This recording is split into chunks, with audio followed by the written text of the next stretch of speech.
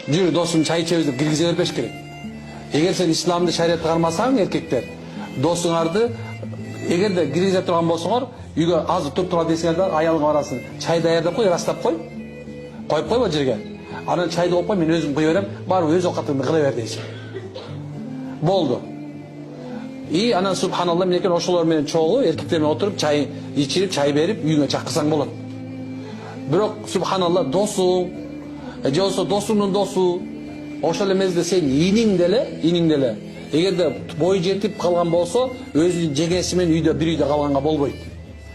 Bir үйдө калганга болбойт. Эгерде мына бирөөңөр силер мисалы жеңеңер байкеңер менен жашап атсаңар, студент болсоңор, эме болгон болсоңор, жеңеңер жалгыз кала турган болсо, байкең жок боло турган болсо, эмнекен сен башка досуңдукуна жашап келгениң жакшыраак.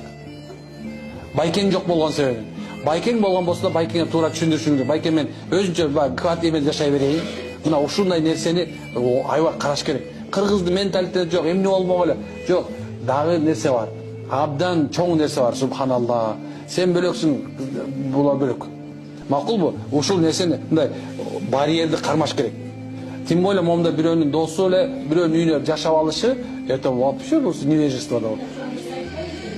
Айтпайт экен да. Эми алардын оозушка да. Эми бул шарият.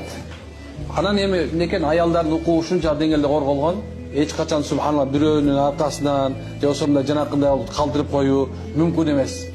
Тем более субханалла кичинекей кыздарыңар бар болгон болсо, бой жетип калган кыздарыңар болсо, эч качан мүмкүн эмес.